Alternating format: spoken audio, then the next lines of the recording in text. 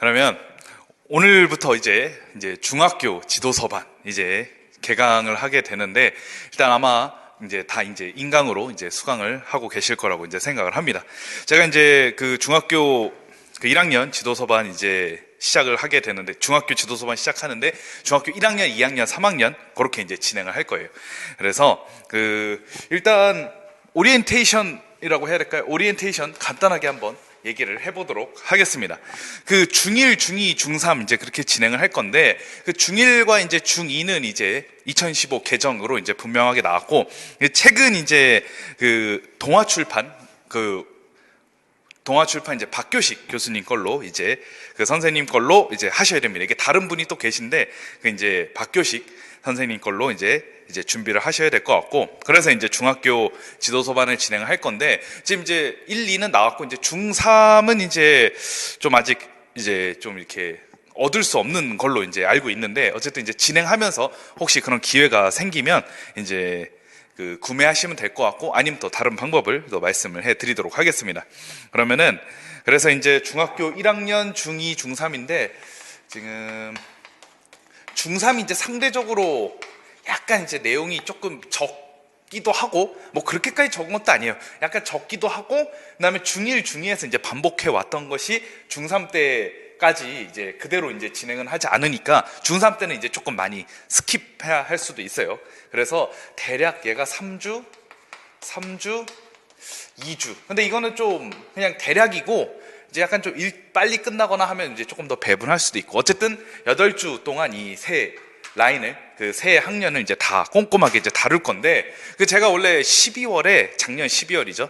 이제 2차 강의를 했을 때 중학교 지도서반을 했는데, 그때는 이제 교과서 내용 중심으로 이제 진행을 했다고 한다면, 어떻게 이제 지도해야 되고, 뭐 어떻게 이제 잘 가르쳐야 되는지 그 측면을 많이 살펴봤다면, 이번에는 그러니까 이제 이게 교과서를 이제 지도서를 보시면 대략 지금 책이 아마 뭐 준비가 되실 테니까, 대략 뭐 그냥 100페이지 정도 그냥 펴보죠. 한번 앞에 100페이지 정도 펴보면, 그러니까 이렇게 돼 있어요. 100페이지 정도 펴보면 이제 네모칸이 이렇게 돼 있고, 여기 이제 100페이지 펼치시면 여기 이제 뭐 교과서 부분이라든가, 옆에 101페이지도 마찬가지겠죠. 교과서 부분이 있고 여기 지도서 부분이 있어요. 그래서 2차 강의를 할 때는 얘를 중심으로, 교과서 부분을 중심으로 가르칠 때 이제 유의사항 중심으로 했다면, 이제 지금 강의는 약간 오히려 이제 이쪽에 좀 집중을 하고, 여기에서 뭐 오개념이라든가 오류라든가 아니면 또 이론과 관련해서 또 얘기할 수 있는 것들이 있으면 그걸 이제 중심으로 얘기를 하도록 하겠습니다. 그러니까 방향성이 좀 다르기 때문에, 그래서 이번 강의를 잘 들으시면 또 1차 시험 때 굉장히 큰 도움이 되실 겁니다.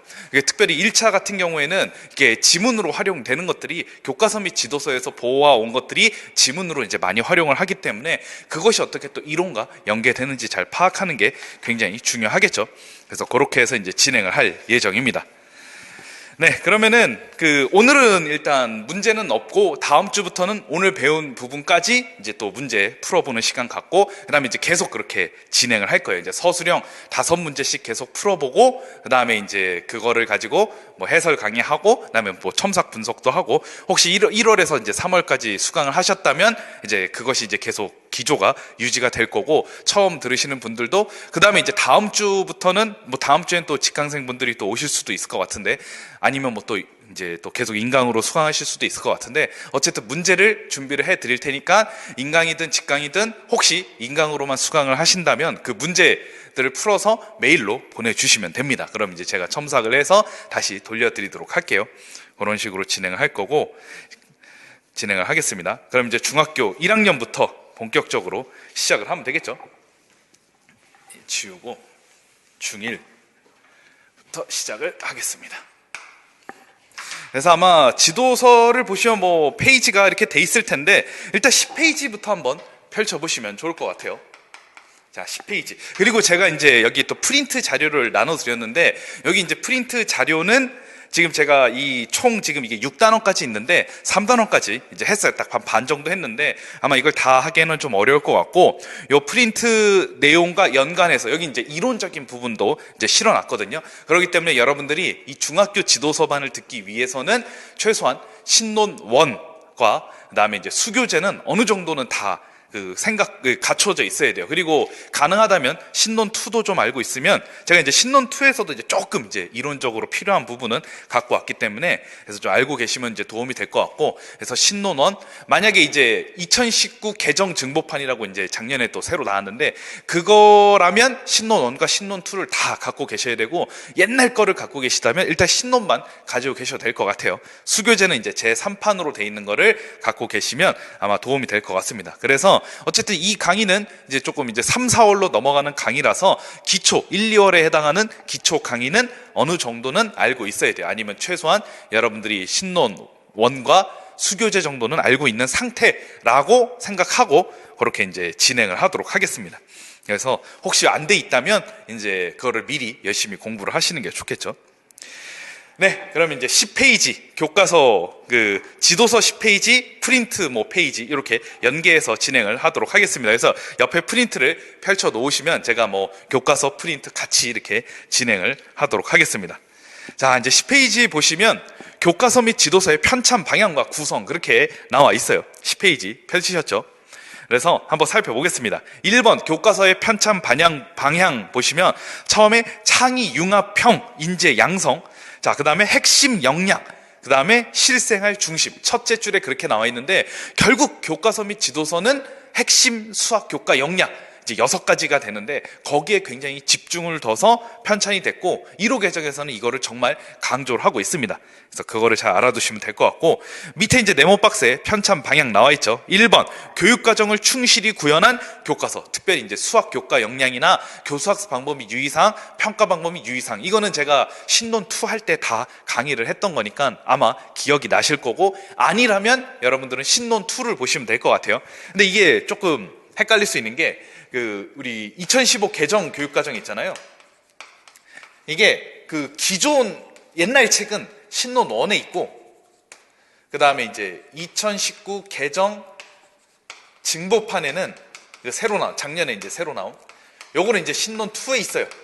앞으로 신논 2에 있다라고, 그러니까 신논 2에 요 개정 증보판 신논 2에 이제 2015 개정이 실려 있습니다. 여기에 2015 개정과 수학과 평가가 일로 넘어왔거든요. 요 부분이 이제 이쪽으로 이제 옮겨지면서 앞으로는 신논 1, 신논 1은 진짜 철저하게 이론 중심으로만 이제 적혀 있어요. 2019 개정 증보판에서는. 신논 2는 그래서 이제 개정 부분과 평가 부분이 이제 이쪽으로 들어갔는데, 그렇기 때문에 이제 신논 2도 좀 많이 인용을 할 것 같아요. 특별히 개정 교육 과정은 신논 2에 실려 있기 때문에. 그거를 생각하시면 될 것 같아요. 그래서 이제 앞으로는 교육과정 관련해서는 신논2에 실려 있다, 그렇게 이제 얘기를 할 거고, 이제 선생님들께서 기존 걸 갖고 있다면 신논1에 개정 내용과 평가가 다 있으니까 그거를 이제 참고하시면 될 것 같습니다. 그다음에 두 번째, 바른 인성과 창의 융합 능력을 갖춘 인재 양성에 적합한 교과서. 창의 융합도 수학 교과 역량에 해당하죠. 3번, 이해하기 쉽고 흥미를 유발하는 학습자 중심의 교과서. 이렇게 이제 돼 있습니다. 자, 그럼 밑에 교육과정을 충실히 이제 구현한 교과서라 그랬는데, 자, 이제 여기 쭉 밑에 보시면 검은색으로 표시가 돼 있습니다. 수학의 유용성과 가치 이해 기회 제공이라고 해서 수학과 6대 역량 이제 기억을 해 주셔야 되겠죠. 여기에 이제 태도 및 실천이 들어가는데, 자, 이렇게 볼드체 뿐만 아니라 이렇게 좀 약간 검은색으로 이렇게 돼 있는 거는 굉장히 중요한 포인트다라는 것입니다. 그래서 태도 및 실천이 이제 중요하게 들어가 있죠. 태도 및 실천 잘 기억을 해두시고요. 11페이지로 넘어가면 또 이렇게 볼드체로 창의융합 순서대로 맨 위부터 창의융합, 추론, 문제 해결, 의사소통 이렇게 또 다 들어있죠. 그 다음에 이제 아래 3번에 보시면 이해하기 쉽고 흥미를 유발하는 학습자 중심의 교과서 보시면 공학도구의 적절한 활용이라고 해서 정보 처리도 반영이 되어 있습니다. 그래서 여기 검은색으로 되어 있는 게 10페이지, 11페이지에 이 6개가 되어 있는데 이게 수학교과 역량이고 2015 개정에서는 정말 강조하는 부분이죠. 기억을 해두시면 좋을 것 같습니다. 자, 12페이지로 넘어가죠. 자, 교과서의 특징 1번, 교육과정에 제시된 인간상의 추구해가지고, 그 다음에 이제 교과서 학습의 전 과정을 통해 교육과정에서 추구하는 인간상이 길러질 수 있도록 한다 하고, 아래 부분이 중요한데 바로 밑에 대단원 자기평가라고 네모박스로 나오죠. 이렇게 실제로 평가를 하고 그 평가된 내용을 이렇게 이제 마련하는데, 이거 수학과 평가에 대한 내용은 제가 이제 신론2가 다음 주에 마지막 강의를 남겨두고 있어요. 그때 수학과 평가를 할 건데 그때 좀 자세히 하도록 하고, 여기 이제 평가가 이제 요즘 굉장히 또 중요하기 때문에 특별히 2017학년도 동료 평가 내용이 이제 나온 적이 있죠. 그래서 좀 문항을 좀 이렇게 좀 기억을 해가지고 어떤 내용으로 평가를 할 것인지도 좀 생각을 해두시는 게 좋을 것 같아요. 그래서 여기 수학과 평가에서는 크게 중요한 게 이제 몇 가지가 있어요. 중요한 게 몇 가지인데, 이거 프린트 1페이지를 한번 보시도록 하겠습니다. 프린트 이제 1페이지를 보면은 여기 보시면 이제 자기평가지라고 나와 있죠. 시간에 따른 각 그래프의 변화가 의미하는 바를 이해했는가 해서 이제 이렇게 자기평가를 하는 게 있고요. 그 다음에 이제 모든 구성원들끼리 상호평가하는 게 있어요. 그래서 이제 여기 모든 구성원 상호평가지가 1페이지 아랫부분에 있죠. 뒤로 넘어가겠습니다. 2페이지 보시면 다른 모둠을 평가를 할 수도 있어요. 그래서 크게 이 세 가지 정도로 이제 나와 있는데, 이런 평가들이 굉장히 중요하다 이렇게 볼 수가 있겠죠. 그래서 이 평가 척도라고 나와 있잖아요. 여기 위에 보시면 평가 척도라고 나와 있는데, 이러한 평가 내용들, 여러분들이 이제 본문을 보고 어떤 내용을 평가할지도 좀 생각을 해두시면 혹시 나중에 이제 시험에 나올 때 큰 도움이 되실 겁니다. 그래서 본문을 보고 이렇게 이런 식의 평가를 하는구나 알아두시면 좋겠죠. 자, 그 다음에 2번 그 교과서 12페이지 다시 지도서 12페이지로 넘어가겠습니다. 그 다음에 2번을 보시면 수학과 교육과정의 구현이라고 나와 있는데, 여기 그 첫 번째, 두 번째 줄 보시면 수학과 교육과정에 제시된 교수학습 및 평가의 방향, 방법, 유의사항을 준수한다 해가지고 네모 박스에 의사소통이 있죠. 문자와 일상 언어의 공통점과 차이점을 찾고 문자를 사용한 식의 특징을 친구들과 이야기해보자. 이건 이제 수교재의 문자화식에서 와그너 이론을 반영을 한 것도 있고, 그 다음에 이제 문자화식 교수학습 방법 및 유의사항이기도 하니까, 그러니까 이제 교수학습 방법 및 유의사항인데 불구하고 또 이제 수교재 이론에 또 나온 것이니까, 이거는 여러분들이 굉장히 중요하게 생각을 해 두셔야 되겠죠. 요거 2번 잘 기억을 해 두시고요. 3번 수학의 유용성과 가치 이해 기회 제공해서 태도 및 실천 관련해서 수학의 유용성과 가치를 이해하여 수학에 대한 긍정적 태도를 함양한다. 이제 이런 것도 굉장히 중요하죠. 뒤로 넘어가겠습니다. 13페이지 바른 인성 함양의 도모인데, 이건 이제 정의적 영역을 이제 강조를 한다는 거고, 여기 이제 아랫부분에 보시면 심장병 어린이 돕기 마라톤 대회 5km 코스에 참가한 해가지고, 이 보시면 이제 아랫부분에 보시면 이제 그래프를 통해서 분석을 해보는 거예요. 마라톤을 이제 생중계할 수도 있는데, 그러니까 이런 것들을 통해서 어떤 사회에서 굉장히 도움이 되는 것들이라든가, 밑에 문자를 사용하여 식을 어떻게 나타낼까 탐구해 봅시다. 한번 보죠. 성준이는 친구들과 함께 신생아 모자뜨기 캠페인, 그러니까 이렇게 뭔가 좀 사회적으로도 어떤 도움이 될 만한 주제를 가지고, 이제 위에 보시면 뭐 심장병 어린이를 돕기 위한 거라든가, 아니면 뭐 신생아 모자 뜨기 캠페인, 그러니까 이런 식으로 좀 사회적으로 약간 기여를 할 수 있는 측면, 그러니까 인성교육 관련해서도 교과서가 편찬이 돼 있습니다. 요거는 프린트 2페이지를 보시면 이거 함수 교육을 할 때 굉장히 중요한 포인트니까, 함수 교육이라고 하면 조금 여러분들이 좀 혼란스러울 수 있겠네요. 왜냐하면 중1에서는 함수라는 용어를 쓰지 않고요, 좌표평면과 그래프라고 할게요. 그래프 지도라고 하겠습니다. 함수 빼고, 중1이니까. 그러니까 이제 그래프를 지도할 때 굉장히 중요한 포인트라고 할 수 있는데, 지도서는 지금 13페이지죠. 지도서는 13페이지고 프린트는 2페이지를 한번 펼쳐보겠습니다. 요 프린트, 이거 괜히 헷갈리니까 프린트 2페이지 펼쳐보시면 한번 본시 수업 내용을 한번 살펴보겠습니다. 자, 좌표 평면 위에 그래프를 학습하기 전 뭐 어쩌고 저쩌고 이렇게 나와 있는데, 이제 두 번째 문단을 보시면 이제 그래프가 주어졌을 때 그래프가 얼마나 많은 상황을 설명하는지 직접 알아보도록 하자. 그래서 이 네 사람이 5km 단축 마라톤 경기 결과를 나타낸 그래프가 다음과 같을 때 그래프를 보고 알 수 있는 사실을 발표해보자. 발표해 볼 거예요. 그래서 교사 팁 보면은 여기 뒤에 이제 발표를 해 보는데, 여기 쭉 교사 팁은 뭐냐 읽어보시고요. 그 맨 밑에 보시면 교사의 팁, 두 번째 팁이 있죠. 2페이지 맨 아래 보시면 그래프에서 알 수 있는 단편적 사실에 나열이 아니라 마라톤 경기를 중계하듯 스토리를 구성하여 학생들이 내용을 채워나가도록 한다. 이제 이런 식으로 지도를 한다는 거예요. 뒤로 넘어가겠습니다. 자, 그러면 이 그래프예요. 지금 보시면 계략적인 그래프로 그려져 있어요. 이런 것이 정말 대표적으로 질적 접근에 대한 지도라고 할 수가 있겠죠. 그러니까 이 지도가 굉장히 중요하기 때문에 2017학년도에 나온 적이 있었고요. 기출에도 이제 출제된 적이 있었고, 크라벤담의 이제 질적 접근과 양적 접근에 따른 그래프 지도는 굉장히 중요하죠. 먼저 질적으로 접근하는데 이거 굉장히 중요합니다. 그래프의 이제 변화 방향에 대해서 어느 정도 또 추론을 할 수 있기 때문에 상당히 큰 도움이 된다고 할 수 있죠. 여기를 한번 살펴보죠. 일단 유정이, 홍설이, 그다음에 이노, 보라 이렇게 나왔어요. 그럼 이제 누가 완주를 했을 것이고 누가 또 어떻게 될 것인가. 예를 들어 홍설 같은 경우 한번 그래프를 보죠.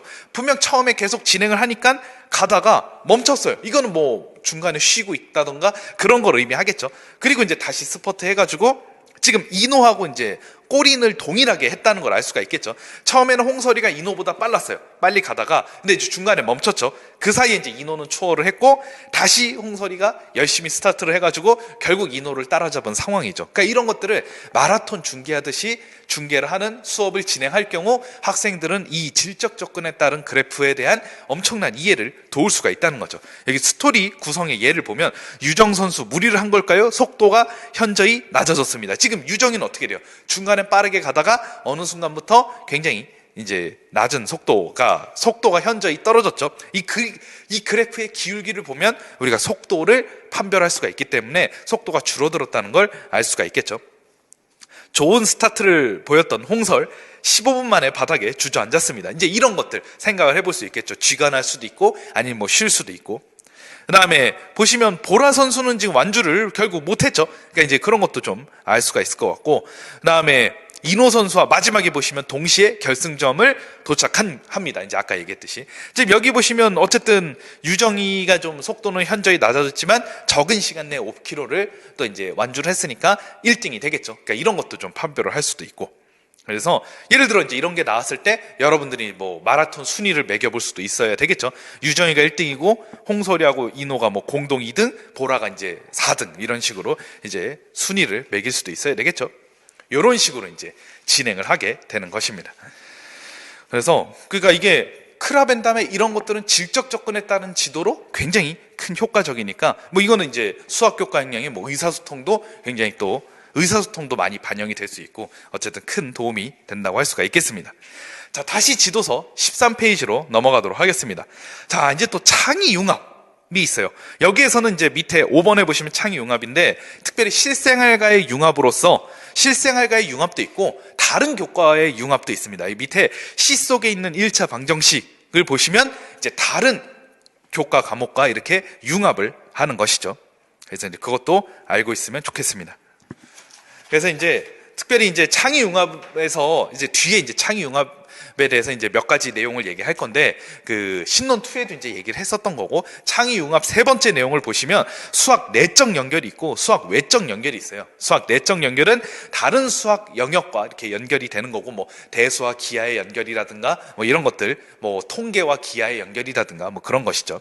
그다음에 수학 외적 연결은 타교과 진짜 수학의 외적 다른 교과나 실생활과의 연결을 수학 외적 연결이라 그러는데 중학교에서는 좀 상대적으로 수학 외적 연결이 더 많이 나타납니다. 특별히 프로이덴탈의 수학과 교수학습도 있는데 실생활과 많이 융합을 하거나 타교과하고도 또 많이 연결이 됩니다. 그래서 특별히 중학교 지문으로 임용시험 1차에서 이제 활용된 것들은 거의 많은 부분이 실생활과 이렇게 수학을 좀 연결하는 부분이 굉장히 또 많았다고 할 수가 있겠죠. 물론 타교과나 그다음 수학 내적 연결이 없었던 건 아니지만 수학 외적 연결이 또 상당히 많이 좀 출제가 됐었습니다. 그래서 그걸 좀 생각을 하시면 될 것 같고요. 그다음 뒤로 14페이지 6번에 보면 추론 능력 함양 기회 제공해가지고 또 6가지 수학교과 역량의 또 추론이 있는데 귀납, 유추, 정당화에 또 초점을 맞춘 학습 내용을 제시하여 추론 능력을 함양할 수 있는 기회를 제공한다. 우리가 이제 지금까지는 연역적으로 논증하는 측면만 굉장히 발달하고 거기에 굉장히 집중을 했다고 한다면 이제는 귀납이라는 방법, 유추라는 방법을 통하여 수학적 사실을 발견하고 이것이 내가 이렇게 발견한 게 맞다라고 정당화하는 그런 것도 굉장히 중요한 기회를 제공함으로써 상당히 많이 보완이 됐어요. 이제 예전에는 막 연역적으로 논증하기만 정말 많이 연역적으로 논증하기만 굉장히 비중이 높았는데 지금 원래는 귀남 유추 같은 이런 것들은 좀 많이 부족하다가 1호 개정에서는 거의 대등하게 굉장히 많이 이제 귀납, 유추, 다른 개헌적 추론에 따른 정당화 교육도 굉장히 강조가 됐습니다.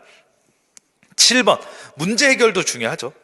8번 의사소통 뭐 이것도 중요하고, 난 9번 이제 창의성, 특별히 이 창의성, 새롭고 의미 있는 아이디어의 산출에 초점을 맞춘 학습 내용을 제시하는 거. 이건 이제 교사의 역할이죠. 교사가 그런 것들을 제시하면 학생들은 이제 창의력 있는 사고를 이제 기를 수 있도록 할 수 있겠죠. 10번 탐구 능력 증진 기회 제공. 뭐 그것도 있습니다. 이렇게 탐구 능력을 이제 증진할 수도 있겠죠. 뒤로 넘어가면 16페이지. 난 범교과 학습 내용 제시, 그다음 12번, 13번 그냥 보고 넘어가고, 그다음에 13번 보시면 학습자의 다양한 수준을 고려한 문제 제공. 다양한 유형과 수준의 문제를 제시하여 학습자가 점진적으로 자신의 수준을 향상할 수 있도록 하였다. 이거 13번은 또 뭡니까? 반일 내에 수학 학습 수준 이론을 또 반영을 한 거죠. 뭐 물론 기하에서 출발했지만 나중에는 이제 수학 학습 수준 이론으로 발전을 했기 때문에 다양한 수준을 또 이렇게 고려를 할 필요가 있어요. 뭐 갑자기 여기 지금 보시면 최대 공약수를 구하는 건데 이렇게 좀 점진적으로 좀 학생들이 최대 공약수를 잘 구할 수 있게끔 도와주는 것도 필요하겠죠. 17페이지 14번을 보면 학습자의 발달 수준을 고려한 내용 전개, 발달 수준에 맞춰 쉽고 친절한 접근을 시도한다. 여기 보시면 탐구해 봅시다 보면 초등학교에서 배운 덧셈과 뺄셈 사이의 관계를 토대로 이제 정수를 포함한 사칙 계산에 대한 어떤 원리를 이끌어내는 방법인데, 그러니까 이런 경우는 이제 우리가 피아제가 보면 14세, 지금 중학교 1학년이면 14세죠. 만으로 따져도 12세를 넘는다고 할 수가 있는데, 그렇게 되면 형식적 조작기 수준에 있긴 하지만, 근데 이제 약간 형식적 조작기긴 하지만 약간 구체적 조작기가 완전히 없어진 건 아니고 형식적 조작기의 초반 부분이니까 구체적 조작기에서 다루었던, 아니면 이전에 초등학교 학교급에서 다루었던 이제 그런 것들을 토대로 중학교 내용을 설명하는 방식도 많이 이제 따르고 있습니다. 15번 공학적 도구를 또 적극적으로 활용하고, 6번 실생활과 연계하는 거 이런 것도 중요하겠죠. 자, 뒤로 넘어가겠습니다. 18, 19페이지는 읽어보시면 될 것 같고, 그 다음에 20, 21 쭉 넘어가서 자 이제 22페이지를 펼쳐보겠습니다. 치우고요. 22페이지. 자, 이 수학의 특성과 본질인데 이걸 다 다룰 건 아니고 이제 핵심적인 것만 생각을 해볼게요. 수학의 특성을 보면 그 실용성 22페이지 맨 위에요. 그 다음에 이제 추상성, 형식성, 개통성. 이 개통성은 조금 한번 파악을 해두는 게 좋을 것 같은데, 이거 프린트를 좀 볼까요? 3페이지. 제2차 수학과 교육과정의 개정 방향, 배경과 기본 방향인데, 원래 2차 그 수학과 교육과정에 대해서는 제가 이제 올해는 자세히 안 했습니다. 왜냐하면 이제는 여기에서 나오진 않을 것 같기 때문에. 하지만 여기에서 2차에서의 핵심은 개통성입니다. 그래서 이거 보시면 그 수학 본연의 개통성을 중시하는 방향으로 개정을 했는데, 이거 자세한 내용은 이제 제가 오늘 이제 여기서 처음 얘기하는 거지만 이것까지 굳이 깊이 있게 알아둘 필요는 없고, 어찌됐든 1차에서는 알아둬야 될 게, 1차는 좀 생활 중심 교육 과정을 많이 반영을 했고, 3차는 이제 수학 교육 현대 운동을 많이 반영했다고 한다면 그 사이에 어떤 개통성을 명확하게 하는 게 바로 2차 교육 과정이라고 할 수 있죠. 어쨌든 수학은 이런 개통성이 뚜렷합니다. 그래서 이거는 이제 우리나라 이제 교육 과정에서는 2차 때 그것이 마련되었다, 그렇게 이제 생각하시면 될 것 같아요. 개통성, 그 다음에 직관성과 논리성. 프린트 이제 다시 내려가고요. 22페이지 지도서 보면 되겠습니다. 그 다음에 직관성과 논리성, 그 다음에 일반성과 특수성. 이거 직관성과 논리성, 일반성과 특수성은 우리 이제 신론 2에 이거는 좀 자세히 나오는데, 특별히 수학에서의 대비되는 두 가지 이제 중요한 특성에 따라서 직관성과 논리성, 일반성과 특수성 얘기를 할 수 있겠죠. 여러 가지 이제 이건 이제 제가 이제 이틀 전에 얘기를 했던 것 같은데, 이렇게 수학은 되게 대비되는 특성, 뭐 구체성이나 추상성 뭐 이것도 다 포함할 수 있겠죠. 이렇게 대비되는 특성이 한꺼번에 이제 다뤄짐으로써 굉장히 또 중요한 특징을 또 가지고 있는 거죠. 이런 것들. 그래서 일반성과 특수성. 뭐 일반화는 하나의 대상에 대한 고찰로부터 그 대상을 포함하는 더 큰 집합에 대한 고찰로 옮겨가는 것. 특수화는 주어진 대상의 집합에 대한 고찰로부터 그 집합에 포함되는 특정한 대상에 대한 고찰로 옮겨가는 것. 그렇게 나와 있는데 이 수학의 특성이 사실 이제 신론 1에서는 그 신론 2로 이제 그죠. 원에 있던 것 같은데 저도 이제 잠깐 헷갈렸는데 수학의 특성이 있었잖아요. 실용성도 있었고 그다음에 이제 정신도야성은 기본이고 그다음에 실용성, 문화적 가치, 신미성 이렇게 있었는데 사실 수학의 특성이라고 한다면 이제 수학 자체의 그런 특성은 이런 것들이라고 할 수 있어요. 이게 그 여러분들 24페이지 지도서 24페이지 맨 아래에 보시면 여기 참고 문헌이 있습니다. 이 참고 문헌은 조금 여기다 적어 볼게요. 여기 보시면 그 수학 교육학 정론이 있죠.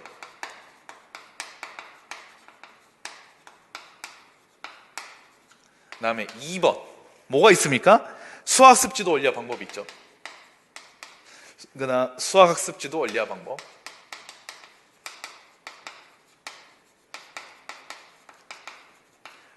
이걸 왜 적느냐? 한번 적어볼게요 일단. 그 다음에 수학교육학 신론이야 뭐 알고 있으니까 그냥 넘어가고 22페이지에 있는 내용, 요 수학의 특성이 수학교육학 정론에 이제 나오는 건데 교과서에서는 얘하고 그러니까 신론 1, 신론 2, 물론 신론 2는 뭐 거의 반영이 안 됐고 이제 기존의 신론 1에는 다 들어있으니까 거의 신론 1, 그 다음에 수교재, 그 다음에 요거 2개하고 그 다음에 이제 학교 수학의 교육적 기초가 있어요. 나중에 나올 건데 지금 두산 동아출판 지도서에서는 이 세 가지가 추가적으로 반영이 됐습니다. 이 세 가지가 이제 추가로 반영이 됐는데 일단은 이거는 전부 임용시험 범위에 해당하는 책이라고 볼 수도 있을 것 같아요. 물론 굉장히 적게 나올 수도 있겠죠. 왜냐하면 신론 1, 신론 2, 수교재가 핵심이니까 이거는 상대적으로 적을 수 있는데 그래도 이게 이렇게 지도서에 실렸다는 건 나름대로의 의미가 있다는 거고 이 책에 대한 어떤 요약 정리된 내용을 심화이론반에서 다룰 거예요. 이 심화이론반은 아마 다다음 주부터 이제 진행을 할 것 같아요. 신론 2 반 내용이 끝나면. 그래서 좀 이거는 그때 좀 자세히 얘기하도록 하고요.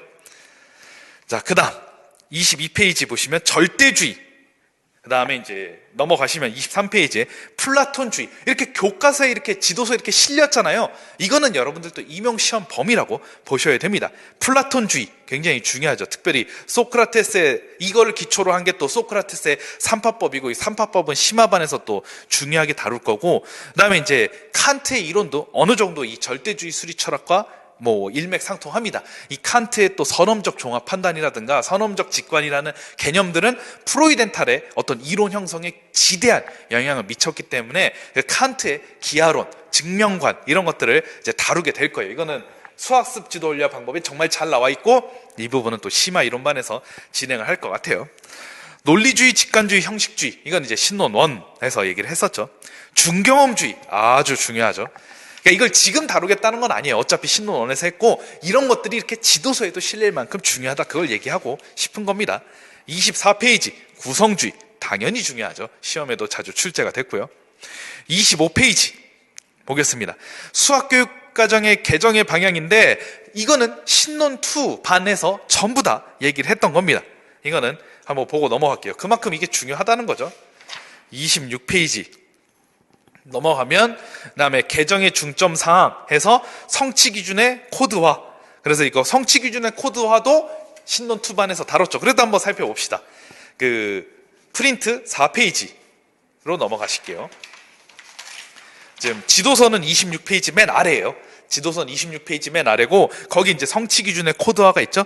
거기 보시면 4페이지에 이렇게 나와 있어요. 그래서 구수 05, 03 뭐 이렇게 돼 있으면 의미가 뭐냐? 맨 앞에는 학년군 첫 일자리라고 돼 있잖아요. 지도서에는 학년군제와 관련이 있는 겁니다. 그래서 중학교는 그 중1에서 3학년까지 학년군제로 묶이기 때문에 전부 구수로 돼 있어요.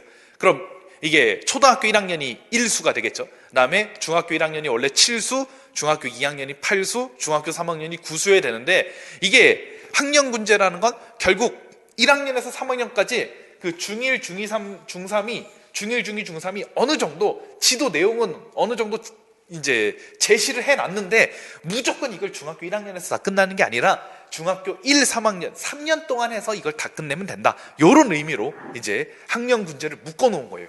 그래서 그런 의미에서 중학교 1학년에서 3학년은 모두 구수까지 해서 다 끝내면 되기 때문에 중학교 3학년까지 해서 다 끝내면 되기 때문에 싹 다 구수로 돼 있어요. 그 다음에 고등학교 1학년은 10수로 돼 있습니다. 왜냐하면 고등학교 1학년은 1학년에서 다 끝내야 돼요. 무조건. 그리고 일반 선택, 진로 선택에 대한 내용들, 이거는 역시 이것도 교육과정에서 다 얘기했죠. 이거는 전부 12수로 돼 있습니다. 그러니까 이거는 고3, 2, 3이 또 이렇게 묶이는 거예요. 그래서 3학년 때까지만 다 지도하면 되겠습니다. 대체적으로 실제로 교직에서는 중학교는 학년 군제가 그래서 구수로 돼 있는데 대부분 중1은 중1 거, 중2 때는 중2 거, 중3에선 중3 거, 약간 거의 칼과 같이 대부분 많이 나눠져 있어요. 대부분 이제 그렇게 지도를 하고요. 그 다음에 이제 12수에 해당하는 일반 선택과 진로 선택은 좀 각 학교별로 굉장히 많이 차이가 있습니다. 어쨌든 고3 결국 수능 보기 전까지만 다 지도하면 되는 내용이에요. 그 다음에 이제 두 번째 는 교과목 및 앞글자 한 자리. 그래서 수학이니까 수로 돼 있는 거고. 그다음에 이제 영역은 두 자리로 돼 있죠.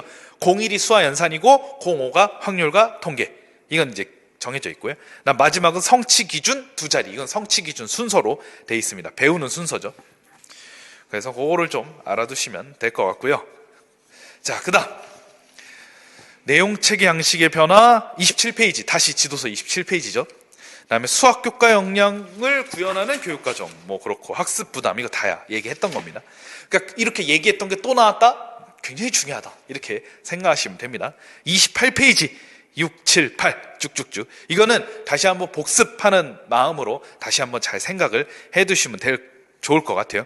그래서 앞에 예를 들어 문제가 개정의 중점 사항 중에 본문에 있는 내용은 어떤 거를 집중적으로 이제 반영을 했느냐, 뭐 혹시 이런 식으로 물어본다면 여러분들이 잘 서술할 수 있어야 되겠죠. 그 다음 이제 수학교과 역량에 대해서 얘기를 할 건데, 이제 이거는 수학교과 역량에 대한 해석본, 그러니까 좀 약간 잘 해석한 내용이라고 할 수가 있어요. 먼저 지도서 43페이지를 먼저 보도록 할게요. 43페이지. 자, 이걸 다시 한번 명확하게 복습을 하고 43페이지에 지금 수학교과 역량 6가지가 나와 있는데 정확하게 이해하고 이제 앞으로는 번호로 얘기를 할 거예요. 예를 들어 문제 해결 1번 하면은 여기 43페이지 중간에 문제 해결 1번 하면 문제를 해결할 때에는 문제를 이해하고 해결 전략을 탐색하며 해결 과정을 실행하고 검증 및 반성하는 단계를 거치도록 한다. 폴리아의 문제 해결 4단계가 그대로 반영이 돼 있죠. 이론적 근거는. 그래서 앞으로는 문제 해결 1번 하면은 폴리아의 문제 해결 4단계구나 이렇게 생각하시면 돼요. 2번은 협력적 문제 해결 과정에서 토의하는 거. 2번은 이제 토의. 그거 한번 머릿속에 생각을 해두세요. 어느 정도 알고 있어야 돼요. 나중에는 이거 그대로 이제 서술을 해야 될 수도 있으니까 일단 이 내용은 여러분들이 정말 정확하게 암기를 해두시는 게 굉장히 중요하고요. 그게 첫 번째고, 두 번째는 예를 들어 뭐 창의융합 2번 하면 이제 어떤 건지 알고 계셔야 되겠죠. 3번은 수학적 모델링, 그리고 프로이덴탈이나 트레퍼스 아니면 수업에서의 수학화 과정, 이런 수학화 관련된 내용이죠. 그래서 쭉 수학적 모델링 한 다음에 개념, 원리, 법칙을 탐구하고 일반화까지 하는 거. 이것도 이제 굉장히 중요한 포인트죠. 그래서 이제 이 부분은 이제 특별히 이제 프로이덴탈이나 트레퍼스의 수학화 교수학습이 많이 반영이 돼 있습니다. 4번 문제 해결력을 높이기 위해 문제 제기죠. 뭐 문제 제기에 대한 이론은 와리프나 전략 같은 게 있습니다. 그래서 1번, 2번, 3번, 4번이 어떤 내용인지는 일단 파악을 해두시고 암기는 이제 따로 암기를 하시고 어느 내용인지는 파악을 하셔야 제가 계속 이제 이런 거 언급할 때 여러분들이 파악할 수 있겠죠. 그 다음 추론 능력. 1번 귀납, 유추 등의 개연적 추론. 그래서 정당화한다. 하지만 1번은 물론 수학적 내용을 발견하고 그 다음에 정당화하는 것은 좋지만 100% 참임을 보장할 수 있는 추론은 아니에요. 어쨌든 그래도 이 과정도 굉장히 1호 개정에서 강조를 한다는 거죠. 그래서 이제 귀납, 유추 이런 것들은 뭐 신론 원반에서 추론 교육을 할 때 많이 얘기를 했으니까 기억을 해두시면 될 것 같고, 그래서 이제 2번이 필요하죠. 수학의 개념, 원리, 법칙을 도출하는 과정과 수학의 절차를 어떻게 한다? 수학적 절차를 논리적으로 수행을 해야 됩니다. 그러니까 정말 논리적으로 딱 정확하게 뭐 이거는 누가 봐도 인정할 만큼 그렇게 또 과정을 수행을 해야 되겠죠. 그리고 3번 추론 과정. 그러니까 1번이나 2번이나 그런 추론 과정을 할 거 아니에요. 그러한 추론 과정이 옳은지 비판적으로 평가하고 반성하는 것도 필요합니다. 뭐 누가 귀납 추론했는데 이게 진짜 맞는지 틀린지 확인해 봐야 되겠죠. 누가 논리적으로 수행하는데 뭐 기호를 올바르게 사용했는지 틀린 건 없는지 당연히 반성을 해봐야 되겠죠. 그게 3번이에요. 추론 3번. 창의융합 1번. 새롭고 의미 있는 아이디어를 다양하고 풍부하게 산출할 수 있는 수학적 과제를 제공하여 학생의 창의적 사고를 촉진시킨다. 이건 이제 교사가 제공을 해줘야 되겠죠. 그리고 또 교사는 학생들에게 이렇게 할 수 있도록 유도를 해야 됩니다. 2번. 하나의 문제를 여러 가지 방법으로. 이건 창의융합의 약간 다양성이라는 측면. 1번은 약간 좀 창의적인 측면이라고 한다면 2번은 다양성의 측면에 초점을 맞춘 겁니다. 이것도 창의적인 거죠. 왜냐하면 수학은 하나의 어떤 문제에 대해서 하나의 답변이 있는 가능성이 높지만 그 해결 방법은 굉장히 다양할 수 있기 때문에 특별히 창의 능력을 신장시키기 위해서는 여러 가지 방법으로 해결하는 게 좋겠죠. 그리고 좀 비교해보고 더 효율적인 방법을 찾거나 정교화하는 거.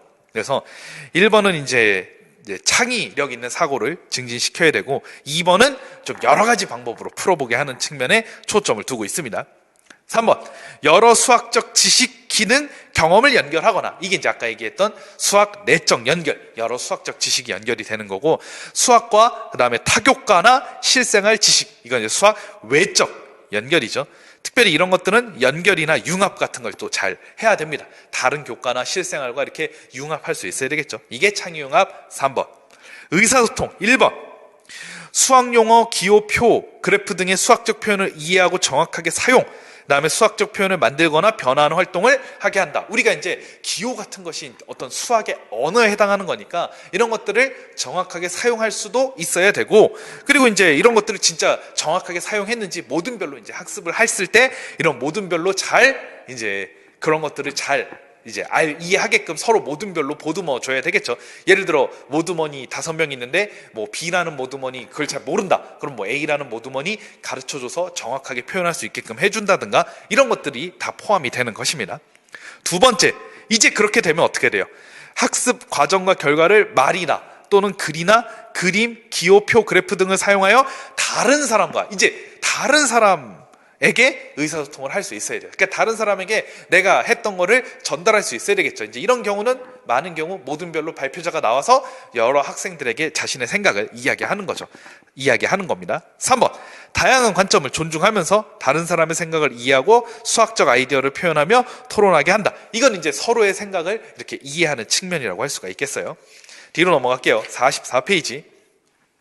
정보 처리 1번. 실생활 및 수학적 문제 사항에서 적절한 자료를 탐색, 수집, 그다음에 정리, 분석, 평가, 문제 사항에 적합하게 활용할 수 있게 한다. 이거 우리 확률과 통계했을 때 그 통계적 사고 관련해서 와일드와 펜쿡의 통계적 사고 했을 때 얘기를 했던 거죠. 탐구 활동할 때 통계적 사고인데, 그러니까 통계에서 주로 활용되기도 하지만 근데 다른 과목에서도 수집하고 정보를 얻고 뭐 이렇게 분석 평가하는 거는 충분히 다른 영역에서도 할 수가 있죠. 하지만 많은 영역에서 통계 영역에 꽤 많이 이제 집중이 돼 있습니다. 2번. 교수학습 과정에서 적절한 교구를 활용해야 되고, 3번은 공학적 도구를 활용을 해야 돼요. 그러니까 이게 이번 시험에 또 이게 3번이 나왔잖아요. 정보 처리 3번이 나왔는데, 이게 이제 지도서를 잘 분석을 못하면 적절한 교구와 공학적 도구를 잘 구분하지 못해가지고 이거 헷갈리신 분들이 꽤 많았어요. 왜냐하면 제가 그 2020학년도 기출 해설 다 올렸는데 질문이 좀 이게 좀 많이 들어왔더라고요. 앞에서 보시면 이제 추론 1번과 2번도 또 구분하기 어려워하시는 분들도 굉장히 많았고, 이거는 결국 지도서를 열심히 공부하고 각각이 어떤 수학교과 영향과 연결되는지 좀 정확하게 알아야 될 필요가 있습니다. 그래서 우리는 지도서 분석을 하는 것이고요. 여기서 이제 적절한 교구 같은 경우는 약간 좀 뭐 스스로 뭔가 할 수 없는, 예를 들어 공학적 도구 같은 경우는 뭐 좀 약간 출력하고 처리하고 뭐 계산 결과도 나타내고 약간 뭐 그런 것들이 좀 있는데, 교구는 이제 그런 어떤 공학적인 게 없는 거라고 생각하면 돼요. 그래서 뭐 대수막대라든가 아니면 샘돌 모델에서 활용하는 검은 돌, 흰 돌이라든가 아니면 뭐 비커에 물 담아가지고 뭐 이렇게 보는 거라든가 이런 것들이 다 교구에 해당한다고 할 수가 있겠죠. 공학적 도구는 좀 컴퓨터 중심의 수학 공학력, 소프트웨어를 총칭한다고 생각하시면 되겠습니다. 그래서 이제 이번 시험에서는 그 공학적 도구 스프레드시트가 분명히 나와가지고 그거에 대한 얘기가 돼 있었기 때문에 공학적 도구와 관련된 거라고 보자마자 아실 수 있어야 돼요. 그 다음에 태도 및 실천 1번 수학의 필요성, 유용성, 수학의 역할과 가치, 그게 1번이에요. 그러니까 뭔가 수학은 진짜 정말 수학에 대한 어떤 가치, 수학 자체가 알아야 될 필요가 있구나, 뭔가 수학은 내가 알아야 되는구나, 그게 뭔가 좀 사명감을 가지고 좀 수학을 공부한다는 그런 느낌이라고 한다면 2번은 어떤 흥미, 호기심, 자신감, 동기유발과 관련된 거라고 할 수 있어요. 그러니까 이제 1번만 있으면은 조금 그래 내가 수학은 좀, 2번은 없는 사람, 태도 및 실천 2번은 없는 사람은 진짜 하기 싫은데 그래도 수학 정말 인생에 필요하니까 한다, 뭐 이렇게 생각할 수 있겠지만 2번까지 갖추고 있는 것이 당연히 좋겠죠. 학습 동기나 의욕을 유발할 수도 있기 때문에 당연히 흥미와 자신감, 호기심 이런 것들이 필요합니다. 그러니까 1번과 2번은 좀 그렇게 명확하게 구분이 된다고 할 수가 있겠죠. 3번은 이제 좀 스스로 목표를 설정하고 하는 이제 자주적 학습 습관과 태도인데, 이건 이제 제가 다음 주에 신논2 반에서 얘기할 건데, 특별히 포트폴리오 평가를 할 때 주로 이런 것들을 반영을 할 수가 있습니다. 근데 이제 그게 아니라면 뭐 3번은 조금 뭐 큰 관련 없겠지만 포트폴리오 평가라고 한다면 3번 잘 알아두시면 좋겠습니다. 4번 수학적 활동을 통하여 정직하고 공정하며 책임감 있게 행동하고 어려움을 극복하기 위해 도전하는 용기 있는 태도. 물론 이것도 중요하지만 이제 교과 내용 자체하고는 큰 관련이 없고 뒤가 중요하죠. 이건 암기해 두세요. 뒤부터는 여기서부터 타인을 배려하고 존중하며 협력하는 태도, 논리적 근거를 토대로 의견을 제시하고 합리적으로 의사결정하는 태도를 갖고 이를 실천하게 한다. 이게 굉장히 중요하겠죠. 자, 먼저 우리는 수학 교과 영역 6가지에 대해서 복습을 해봤죠. 아마 공부를 신논2 하셨던 분들은 이미 알고 계셨을 거라고 생각하는데 복습을 다시 한번 했고, 왜냐하면 이제 중학교 이제 지도서 본격적으로 나아가기 위해서는 이 수학 교과 영역을 먼저 잘 파악하는 게 매우 중요합니다. 이제 30페이지로 다시, 그러니까 30페이지가 아니라 조금 더 넘어가서 지도서 28페이지로 가겠습니다. 이제 이거에 대해서 추론, 의사소통 이런 것들이 각각 어떤 근거로 나왔는지 좀 자세히 살펴보도록 하겠습니다. 자, 문제 해결부터 한번 볼까요? 보시면 하위 요소 보면 문제 이해 및 전략 탐색 29페이지로 넘어가면 계획 실행 및 반성, 여기까지가 이제 문제 해결 1번이고, 사실 이거는 폴리아의 문제 해결 4단계에서 잘 공부를 했기 때문에 크게 어렵지 않을 거예요. 협력적 문제 해결 관련해서 이 옆에 있는 것들은 좀 읽어보세요. 그러면 왜 문제 해결 2번이 나왔는지 좀 잘 아시게 될 겁니다. 협력적 문제 해결. 그러니까 이제 생각해보면 우리가 문제 해결 같은 경우에는 서로 모든 별로 누가 맞다 틀리다 그렇게 토론하고 하는 것보다는 서로 합쳐가지고 힘을 합쳐 문제를 해결하는 쪽에 좀 더 가까우니까 많이 거기에 관련이 있죠. 그래서 토의하고 관련이 있다라고 할 수가 있어요. 그러니까 좀 그쪽에 조금 더 포인트를 두면 좋겠죠. 그다음 수학적 모델링. 이건 이제 문제 해결 3번이고, 문제 만들기, 문제 해결 4번이죠. 아마 문제 해결은 각각의 내용이 왜 나왔는지 여기 보시면 그렇게 구분하는데 어렵지 않을 겁니다. 추론을 한번 볼까요? 관찰과 추측부터 보면 관찰과 탐구 사항에서 귀납, 유추 등의 개연적 추론을 사용하여 수학적 사실을 추측하는 능력. 자, 여기 보시면 알겠지만 추측입니다. 수학에서 추측, 골드바흐의 추측이라고 들어보셨나요? 그래서 모든 짝수는, 2를 제외한 모든 짝수는 2개의 소수의 합으로 나타낼 수 있다. 이런 식으로. 이게 이제 증명이 되진 않고 이게 한 10의 20제곱까지는 맞다고 컴퓨터를 통해서 확인을 한 걸로 알고 있거든요. 그러니까 현재 그런 상황이라고 할 수 있는데 아직 증명된 건 아니에요. 그래서 추측이죠. 이거는 수학적으로 참임을 보장할 수 없는 겁니다. 바로 추론 1번과 관련이 있죠. 하지만 이것도 훌륭한 정당화의 범주에 들어간다고 할 수가 있어요.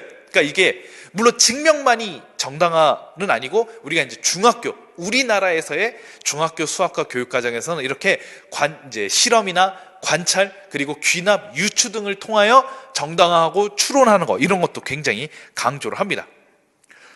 자, 이게 하위 요소 1번이 그렇고요. 하위 요소 4번째로 가면 정당화가 있죠. 수학적 사실이 참임을 보이기 위해 증거를 제시하고 이유를 설명하는 능력. 그래서 추론 1번은 관찰과 추측 등을 통하여 정당화를 하는 것, 이렇게 볼 수가 있어요. 그 다음 2번을 보시면 논리적 절차를 수행하고 수학적 사실을 분석하는 거죠. 그래서 수학적 사실을 분석하고 논리적 절차를 수행하는 것, 이게 추론 2번과 큰 관련이 있습니다. 이게 기하 영역에서 좀 많이 활용되긴 하지만 특별히 추론 2번 관련해서는 꼭 기하 영역이 아니더라도 다른 영역에서 막 논리적으로 막 방정식의 해결 방법을 설명한다든가 그런 것도 다 해당이 됩니다. 그리고 물론 귀납 추론이 뭐 무조건 기하 영역에만 있는 건 아니죠. 그래서 이제 어떤 대수적인 내용을 추론할 때에도 귀납을 많이 쓰고 또 유추도 씁니다. 그러니까 이게 기하 영역만의 내용은 아니지만 기하에서는 특별히 추론 1번과 2번이 정확하게 또 구분이 될 필요가 있으니까 그걸 이제 같이 다뤄요. 많은 부분에서. 그래서 이제 거기에 기하 영역에서 좀 중요하게 다뤘지만 다른 영역에서도 먼저 예를 들어 요걸 좀 생각을 해볼까요? 이거 이제 신론 1에서도 했던 건데 얘가 3의 제곱이고 1 더하기 3 더하기 5 더하기 7이 4의 제곱. 그래가지고 모든 홀수의 합은 뭐 이 개수의 제곱이구나 이렇게 추론한 거는 귀납 추론이죠. 이게 이제 논리적으로 수행한 건 아니에요. 논리적으로 수행하려면 이걸 어떻게 하면 돼요? 수학적 기납법으로 하시면 되겠죠. 그러면 논리적으로 딱 정확하게 나오게 되는 겁니다. 그래서 추론 1과 추론 2는 이렇게 뭐 대수 같은 데서도 활용이 될 수가 있겠죠. 하위 요소 맨 마지막 자신의 추론 과정, 이거는 이제 귀납, 유추, 뭐 연역, 기타 등등 모든 것들의 추론에 해당하는 거죠. 옳은지 비판적으로 평가하고 되돌아보는 것, 이건 뭐 추론 과정의 반성 아주 중요합니다. 창의융합을 볼까요? 첫 번째, 독창성. 자, 여기 보시면 문제 상황에서 새로운 아이디어, 해결 전략, 해결 방법을 찾아내거나 새로운 관점에서 문제를 제기하는 능력, 이게 있으면 추론 1번이거든요. 그러니까 어떤 기존의 그냥 평범한 문제 해결이 아니라 이걸 정말 독창적인 아이디어, 이게 있느냐가 바로 여러분들은 창의융합 1번과 관련이 있습니다. 독창성이 있느냐, 그러니까 뭔가 좀 새로운, 이거 진짜 신선한 방법이다, 이런 것들이 돼 있느냐, 이게 독창성과 관련이 있어요. 그냥 기존에 내가 그냥 알고 있는 것만 그냥 활용해서 단순하게 문제를 해결하는 게 아니라 독창성 있게 해결할 수 있느냐, 이건 이제 좀 잘 기억을 해두시고요. 그 다음 30페이지로 넘어가면 맨 위에 지도서 30페이지죠. 문제사항에서 많은 아이디어나 해결 방법, 이거는 창의융합 2번입니다. 그러니까 1번과 2번을 구분을 해야 돼요. 1번은 새로운 방식으로 문제를 푼다라고 한다면 진짜 이게 정말 새로운 방식. 그 다음에 창의융합 2번은 많은 아이디어, 해결 방법. 그 다음에 또 밑에 융통성을 보죠. 고정된 사고방식에서 벗어나 다양한 관점에서, 역시 이것도 다양한 관점이죠. 해결 방법이나 전략, 아이디어를 찾아내거나 문제를 제기하는 능력. 그러니까 이제 다양한 관점에서, 그러니까 이제 어떤 교과서에 그냥 나온 내용이 아니라 여러 가지 다양한 관점들. 역시 이것도 창의융합 2번과 큰 관련이 있습니다. 그리고 어떻게 돼요? 기존의 수학 아이디어의 세부 사항을 추가하거나 변형, 그러니까 이제 좀 더 정교하게 하는 거죠. 역시 이것도 창의융합 2번과 관련이 있습니다. 그리고 이제 아까 얘기했던 수학 내적 연결과 수학 외적 연결 및 융합, 이 두 가지가 있어요.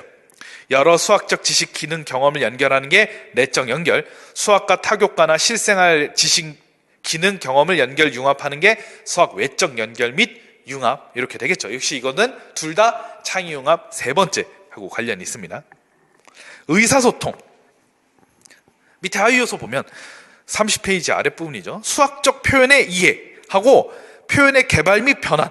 그래서 수학적 표현의 의미를 이해하고 정확하게 사용하는 능력, 자신의 아이디어를 나타내는 표현을 만들고 수학적 표현들끼리 변환하는 능력. 옆에 기능을 보시면 좀 더 이해가 될 수 있어요. 그리기, 읽기, 쓰기 등등등, 이해하기, 그 다음에 뭐 채우기, 뭐 등등등 여러 가지가 있죠. 변환하기. 그러니까 이런 것들. 그러니까 수학적인 어떤 언어를 파악하고 익혀나가는, 그리고 그거를 표현하는 것들, 이런 것들이 바로 그런 것들 이제 나타내는 거죠. 그러니까 그런 것들이 바로 의사소통 1번이고, 그런 것들이 정리가 됐다면 자신의 생각을 표현해야 되겠죠. 수학학습 활동 과정과 결과를 다른 사람에게 표현하는 능력, 이건 이제 모든 별로 나와서 발표를 하는 상황이라고 생각하면 되고, 3번째는 타인의 생각을 이해하는 거죠. 잘 듣고 이제 뭐 틀렸으면, 예를 들어 뭐 사회적 구성주의에서 뭐 모둠 2가 이 모둠이 이제 발표를 했으면 이게 틀렸다, 그럼 이제 좀 교정을 할 수도 있고, 이런 것들이 바로 타인의 생각을 이해하는 것이다. 이렇게 또 구분이 되겠죠. 의사소통 1, 2, 3번. 정보처리 1, 2, 3번을 보죠. 정보처리 보시면 자료와 정보 수집, 그 다음에 정리, 분석, 해석, 활용. 이게 싹 다 정보 처리 1번이에요. 그 다음 공학적 도구 정보 처리 3번, 교구 정보 처리 2번. 이렇게 되겠죠. 태도 및 실천, 가치 인식, 수학에 관심과 흥미를 갖고, 이게 뭡니까? 태도 및 실천 2번. 그 다음 실용적, 도야적, 심미적, 문화적 가치, 이거 신론원에서 했던 이런 수학의 가치들을 인식하는 게 바로 뭡니까? 태도 및 실천 1번. 1, 2번이 같이 있는 거예요. 자주적 학습 태도, 이건 이제 태도 및 실천 3번, 시민의식, 태도 및 실천 4번. 그렇게 되겠습니다. 자, 이거는 수학과 교육과정과 그다음에 2015 개정 맨 밑에 참고문헌을 보고 있는 겁니다. 그래서 참고문헌 첫 번째는 별책 8, 그 다음에 2015 개정 교육과정에 따른 수학과 교육과정 연구가 있는데 그거를 이제 참고를 했어요. 특별히 여러분들은 별책 8에 해당하는 것은 갖고 계시는 게 좋습니다. 이거는 공개 자료라서 인터넷에서 충분히 다운받으실 수 있어요. 아마 별책 8, 아마 2015 수학과 교육과정 한 다음에 뭐 별책 8 이렇게 치면 분명 이제 나올 겁니다. 그럼 이제 다운을 받으셔서 잘 익혀두시면 되겠습니다. 그렇게 되고요. 혹시 시간이 된다면 뭐 마지막 8주차에 조금 요거를 제가 나눠드려서 이제 분석하는 시간을 가질 건데 굳이 이것까지 분석할 필요는 많이 없을 것 같긴 해요. 이게 너무 이제 깊이 들어가는 걸 수도 있어가지고. 자, 제가 이제 그거는 신론 2 반에서 어느 정도 핵심적인 건 다 골라서 했기 때문에 뭐 일단, 그리고 여기 지도서에도 다 나와 있는 내용을 약간 좀 정리를 한 거라고 할 수 있어요. 그 별책 8은. 자, 그렇게 생각하시면 될 것 같고, 그 다음에 이제 32페이지로 갈까요? 수학의 교육적 가치 해가지고 32페이지 맨 위에 지도서, 실용적 가치, 도야적 가치, 문화적, 심미적. 이거는 뭐 신론 1에 굉장히 잘 나온 내용이고요. 통과. 그 다음에 수학과의 성격, 이것도 이제 신론 2에서 했던 거죠. 네. 그 다음에 34페이지 중학교 수학과의 목표. 네, 이것도 알고 계시면 그냥 이건 읽어보시면 될 것 같아요. 맨 밑에 34페이지 맨 밑에 참고문헌 있죠. 역시 수학교육학 정론 또 실려있고 수학습지도 원리와 방법도 있죠. 신론과 수학과 교육과정도 있어요. 그래서 요거 책들이 또 언급이 돼 있습니다. 35페이지, 이거는 이제 35, 36을 보시면 요 내용, 이 내용이 바로 별책 8에 있는 내용인데 여기까지는 너무 36페이지 보면 뭐 성취 기준이 있고 이렇게 나와 있는데 이게 바로 별책 8에 있는 내용이에요. 근데 이제 이것까지는 다 다룰 필요는 없을 것 같고 이제 넘어가겠습니다. 이건 제가 2차 때는 굉장히 자세하게 하는데 1차는 뭐 크게 안 해도 될 것 같고, 37페이지 보면 뭐 개정 내용, 이거는 개정 내용은 알고 있어야 돼요. 개정 내용은 신론 2에서 다 했던 것입니다. 자, 38, 39 쭉쭉쭉 넘어가겠습니다. 그래서 이게 지금 신론 2에서 했던 내용이라서 넘어갈 거고요. 그래서 쭉 넘어가면 43페이지 하면 이제 아까 얘기했던 수학교과 역량이죠. 43, 44 그렇게 넘어가겠습니다. 그 다음에 45페이지, 요즘 또 평가가 굉장히 중요하기 때문에 45페이지예요. 그래서 이제 수학 이제 평가 방법이 유의사항도 따로 신설이 됐고, 그래서 이제 수학과 평가도 신론 2 반에서 이제 잘 다룰 건데 그때 좀 자세히 얘기를 하도록 하고, 역시 이것도 넘어가겠습니다. 47페이지 이제 수학 교수학습 이론인데 여기에 나오는 이론을 다 할 건 당연히 아니에요. 우리가 어차피 이론 시간에 다 했으니까. 근데 여기에 실려 있다는 건 굉장히 중요하다는 거죠. 자, 47페이지 맨 위에 브루소의 수학 교수학적 상황론, 굉장히 중요하죠. 그래서 첫 번째 문단